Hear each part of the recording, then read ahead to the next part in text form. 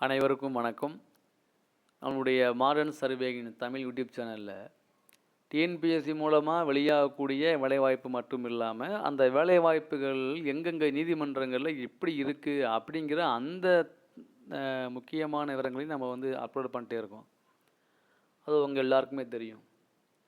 நம்ம நேற்று ஒரு வீடியோ அப்லோட் பண்ணியிருந்தோம். ரோடு இன்ஸ்பெக்டருடைய வழக்கு நாளைக்கு விசாரணைக்கு வருது. இன்றைக்கி அதாவது நேற்று இன்னைக்கு சொல்லியிருந்தோம். இன்றைக்கி வருமா வராதா, இது நிற்குமா நிற்காதா அப்படின்னு பல ஆர்கியூமெண்ட்டு.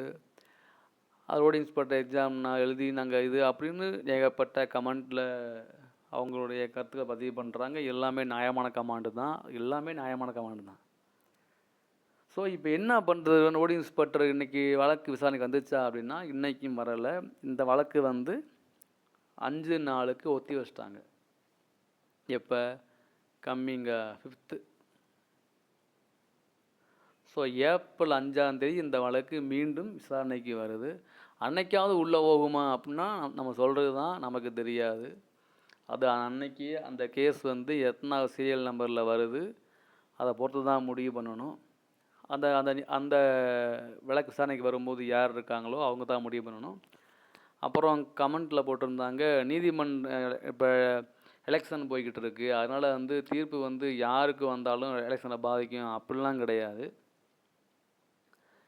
எலெக்ஷனுடைய இது வேறு, அது தீர்ப்பு இந்த வழக்கு விசாரணைக்குள்ளே வந்தால் தானே அவங்க ஆர்கியூம் பண்ணால் தான் நடக்கும். ஆர்கியூமெண்ட்டு விசாரணைக்குள்ளே என்டர் ஆகலை, அப்புறம் எப்படி அது தீர்ப்பு எப்படி பாதிக்கும்? ஒரு வழக்கு நீதிமன்றங்களில் பேசு பொருளாகணும், ஆர்கியூமெண்ட்டுக்கு வரணும். 2 தரப்பினரும் அதுக்கு அவங்களுடைய தரப்பு நியாயங்கள் எடுத்து வைக்கணும், பழைய கேஸுடைய இதை காமிக்கணும், நிறையா இருக்குது. இது உள்ளே போகுது, ஆனால் ஒரு நாள் கூட ரீச் ஆக மாட்டேது. அப்போ இருக்கும்போது எப்படி நம்ம சொல்ல முடியும் இது வராது வரும் அப்படின்னு?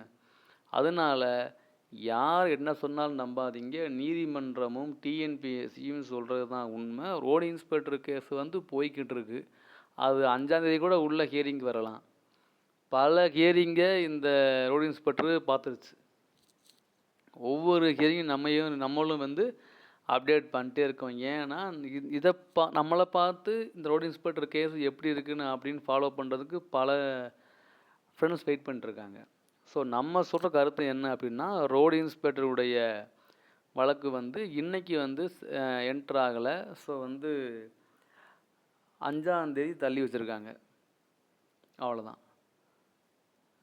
ஸோ இந்த ஏப்ரலுக்குள்ளே இந்த கேஸ் ஹியரிங் வந்தாத்தேன்.